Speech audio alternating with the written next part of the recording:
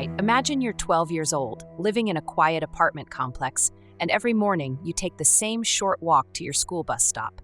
It's a routine, nothing out of the ordinary. But then, one morning, you never make it. And just when the community is starting to process that loss, another girl from the same complex, she disappears too. No witnesses, no leads. Just two best friends, gone. For months, the people of Oregon City, Oregon, were terrified. A predator was out there, and he wasn't done. This is the horrifying true story of Ashley Pond and Miranda Gaddis. By January 2002, 12-year-old Ashley Pond was a normal, happy middle schooler. She loved dancing, swimming, and spending time with her best friend, Miranda Gaddis.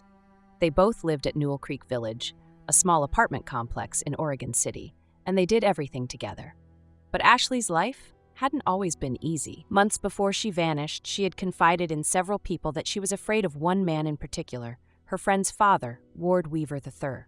She told friends and teachers that Weaver had assaulted her, but nothing ever came of it. No arrest, no charges. Then, on January 9, 2002, Ashley woke up, got dressed, and left her apartment to walk to her bus stop. She never made it. Her mother, Maria Pond, knew something was wrong immediately. Ashley was responsible. She wouldn't just skip school without telling anyone. By that evening, police were searching. Flyers went up, the community panicked, and just when people thought it couldn't get worse, it did. 2 months later, same neighborhood, same school, another missing girl. On March 8, 2002, 13-year-old Miranda Gaddis woke up, got ready, and left for school.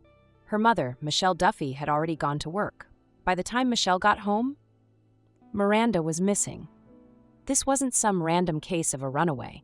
Ashley and Miranda were best friends. They both lived in the same complex. They both vanished on their way to the same bus stop. And there was one person connecting both girls, Ward Weaver. But somehow, he wasn't arrested. Instead, he went on national television, standing on a fresh concrete slab in his backyard, swearing he had nothing to do with the disappearances. But what no one knew, he was literally standing on one of the bodies. Real quick, if you like this story so far, go ahead and like, comment, and hit that subscribe button. It helps more than you know, and trust me, you don't want to miss what's coming next on Talescape. All right, back to it. Ward Weaver stood in front of news cameras telling the world he had nothing to do with the disappearances of Ashley Pond and Miranda Gaddis. He invited reporters into his home, talked about how much he missed them, even said he was the main suspect just because of his past. And then, he pointed to the concrete slab in his backyard. He told the reporter, "They think I put Ashley under there." Everyone watching at home thought the same thing. Who the hell just says that? But the police still didn't arrest him. And that gave Ward Weaver all the confidence in the world. He knew he was being watched. He knew people suspected him. And yet, for months, he walked around Oregon City like nothing happened. He went grocery shopping. He picked up his daughter from school. He even let Ashley Pond's mother sleep at his house when she was too distraught to be alone. Meanwhile, in his backyard, the bodies of both girls were hidden in plain sight. Ward Weaver wasn't just some random neighbor. This man was a predator, a liar, and a monster, long before Ashley and Miranda ever went missing. His own father, Ward Weaver Jr., was sitting on death row in California for murdering a woman and burying her in his backyard. And Weaver III was following in his footsteps. Ashley Pond knew she wasn't safe. Months before she disappeared, she told her friends and school counselors that Weaver had assaulted her. She even tried to file a report, but nothing happened. The police didn't arrest him. Child Protective Services didn't remove her. And Ward Weaver realized he could do whatever he wanted. That's why, on January 9, 2002, when Ashley left her apartment to go to school, she never made it to the bus stop. Instead, Ward Weaver grabbed her, took her inside his house, and ended her life.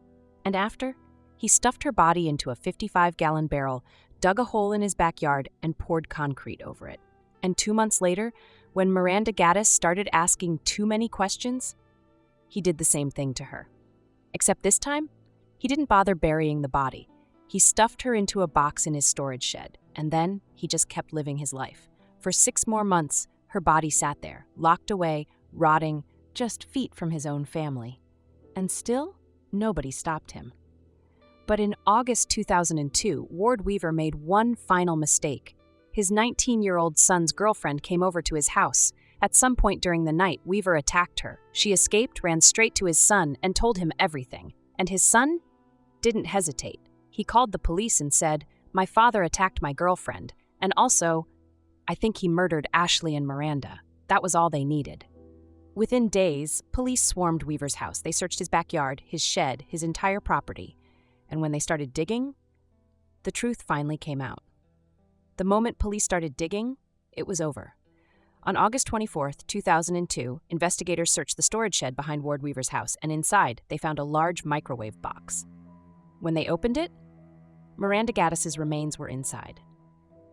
The next day, they turned their attention to the concrete slab in the backyard. And just like Weaver joked on TV, Ashley Pond was buried right under it. Her body was crammed inside a 55-gallon barrel, sealed beneath layers of concrete. Both girls had been there for months, and the entire time, Weaver had been walking around like nothing happened.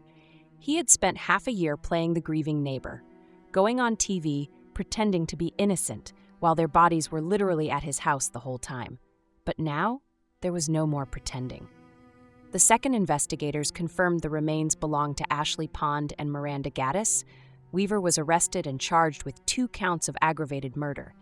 And this time, he couldn't talk his way out of it. His past finally caught up to him, because this wasn't some one-time crime of opportunity. This was who he was. Even before Ashley and Miranda, Weaver had a history of violence. His first wife accused him of brutally beating her throughout their marriage. In 1981, he was charged with kidnapping and assaulting another woman. And his own father, Ward Weaver Jr., was already on death row in California for the rape and murder of another woman. Violence ran in the family, but Weaver III didn't get the death penalty. In 2004, after seeing the overwhelming evidence against him, he pleaded guilty to murder, sexual abuse, and abuse of a corpse. He was sentenced to life in prison without the possibility of parole. No appeals, no second chances. He was never getting out. The community of Oregon City was left shattered. Ashley and Miranda had been 2 best friends, just kids trying to live their lives. And because the system failed to act on warning signs, they both ended up in the hands of a predator who should have been stopped long before. But Weaver's conviction didn't bring closure. Because the reality is, Ashley tried to speak up. She told friends, teachers, and even police that Weaver had hurt her. But no one stopped him. And by the time they finally did, it was too late. Their story remains one of the most horrifying reminders that monsters don't always hide in the dark. Sometimes they're right next door. That's the story. Now I want to hear what you think. Drop a comment below. Let's talk about it. And if you liked this video, make sure to hit that like button, subscribe, and turn on notifications so you never miss a story. Thanks for watching. See you in the next one.